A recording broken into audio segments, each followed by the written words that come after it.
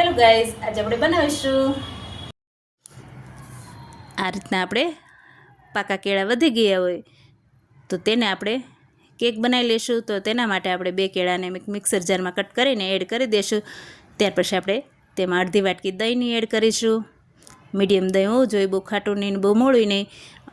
અડધી વાટકી જેટલું તેલ નાખવાનું છે, કોઈ ફ્લેવર વગરનું તેલ હોવું જોઈએ। આ રીતના 1 વાટકી આપણે દળેલી ખાંડ એડ કરી છે, તમે આખી ખાંડ પણ એડ કરી શકો છો। આ રીતના મિક્સર જારમાં આપણે બધી પેસ્ટ રેડી કરી લઈશું।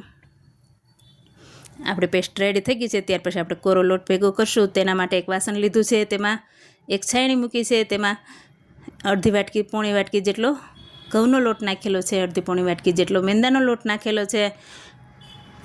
બેકિંગ પાવડર 1 ચમચી, અડધી ચમચી બેકિંગ સોડા એડ કરેલું છે। ચારેય વસ્તુને સરસ એવું સાળી નાખવાનું છે, સાળવું ખૂબ જ જરૂરી છે। આ રીતના આપણે છાળી લીધું છે। ત્યાં સુધીમાં આપણે કોઈ પણ આપણે મોલ્ડ રેડી કરી લેવાનું છે। તમારી પાસે મોલ્ડ ન હોય તો કોઈ પણ તપેલી હોય તે પણ ચાલે। અત્યારે આપણે મોલ્ડ લીધું છે, તેમાં બટર પેપર એડ કરેલું છે અને થોડું ગ્રીસ કરી લેવાનું છે તેલથી। આ રીતના આપણે મોલ્ડમાં બધી સાઈડ તેલ લગાવી લઈશું। ત્યાર પછી આપણે ઓવન રેડી કરીશું। આપણે ઓવન તો નથી અત્યારે, આપણે કોઈ પણ વાસણમાં, કુકરમાં, તપેલામાં, કોઈ પણ વાસણમાં આપણે કડાઈમાં ઓવન બનાવીશું। દેશી ઓવન બનાવ્યું છે તો આપણે મીઠું એડ કરેલું છે અને ઉપર કાંઠો રાખેલો છે। આ રીતના મીઠું બહુ બધી વાર વાપરેલું છે એટલે કલર ચેન્જ થઈ ગયો છે। લોટમાં આપણે મિલ્ક પાવડર 2 ચમચી એડ કરેલો છે અને જે બેટર બનાવ્યું હતું કેળાનું તે એડ કરી લીધું છે અને વેનીલા એસેન્સ એડ કરેલો છે। આ રીતના બધું સરસ એવું મિક્સ કરી લઈશું। કટન ફોલ્ડથી મેથડથી આપણે બધું મિક્સ કરી લઈશું। હળવા હાથે આપણે મિક્સ કરવાનું છે। આ રીતના મિક્સ થઈ જાય, થોડું એમ થાય ઘટ છે તો આપણે થોડું દૂધ એડ કરતા જઈશું અને સરસ એવી કન્સિસ્ટન્સીમાં બેટર રેડી કરી લઈશું। બધા કેક બનાવતા હોય એ રીતના આપણે નોર્મલ બેટર નથી બનાવવાનું, થોડું એવું ઘટ રાખવાનું છે। તમે જોઈ શકો છો હજી થોડું થીક લાગે છે એટલે થોડું દૂધ નાખીને આપણે મિક્સ કરી લેશું। જો કેળા હોય છે એટલે થોડું આપણે ચીકાશ પડતું બેટર થાય છે એટલે થોડું ઘટ જ રાખવાનું છે, એકદમ પતલું નથી કરી દેવાનું। આ રીતના આપણે ઘટ રાખી લીધું છે। ત્યાર પછી ડાર્ક ચોકલેટ કમ્પાઉન્ડ આવે છે તેને કટ કરી લીધું છે ટુકડામાં, તો અડધા વાટકા જેટલું આપણે એડ કરેલું છે। થોડું આપણે ઉપરથી ગાર્નિશિંગ માટે રાખેલી છે।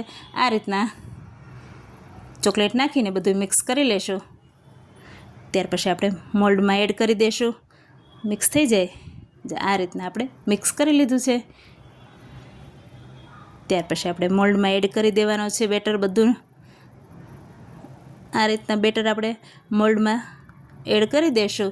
તમારી પાસે તપેલી હોય તો તેમાં પણ એડ કરી તેલ લગાવીને એડ કરી શકો છો। આ રીતના આપણે થોડું એવું થપથપાવી લેશું એટલે આપણું બેટર વ્યવસ્થિત બધી સાઈડ કોરોમાં લાગી જાય। આ રીતના ઉપરથી આપણે ચોકલેટનું ગાર્નિશિંગ કરીશું। જે ચોકલેટ આપણે વધારી હતી કમ્પાઉન્ડ તેને ઉપરથી એડ કરી દઈશું। જોવામાં પણ સરસ લાગે છે।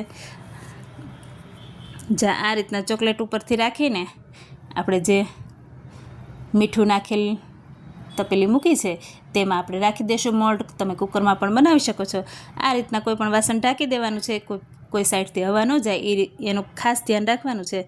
તો તમે જોઈ શકો 40 મિનિટ પછી તમે જોઈ શકો છો ડબલ થઈ ગયો છે આપણો કેક અને કેટલો સરસ રેડી થઈ ગયો છે। થોડી વાર ઠંડો થવા દેશું।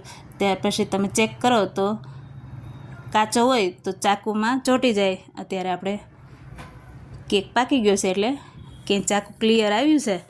આ રીતના આપણો કેક રેડી થઈ જાય થોડી વાર ઢાંકીને રહેવા દઈશું। ત્યાર પછી ડીમોલ્ડ કરીશું। આ રીતના બધી સાઈડ આપણે જોઈ લઈશું કે ચોંટો નથી ને। આ રીતના બધી સાઈડ જોઈ લીધી। ત્યાર પછી ઊંધું પલટાવી દઈશું એટલે આરામથી કેક આપણો ડીમોલ્ડ થઈ જશે। તમે જોઈ શકો છો ક્યાંય પણ કેક ચોંટો નથી અને બળ્યો પણ નથી અને કલર પણ તમે જોઈ શકો છો ગોલ્ડન બ્રાઉન કલર કેટલો સરસ આવ્યો છે અને ચોકલેટ પણ મેલ્ટ થવા લાગી છે। તમે જોઈ શકો છો કેટલો સરસ જોવામાં પણ લાગે છે અને ખાવામાં તો ખૂબ જ ટેસ્ટી છે। છોકરાઓને તો ચોકલેટ એમે પસંદ જ હોય છે।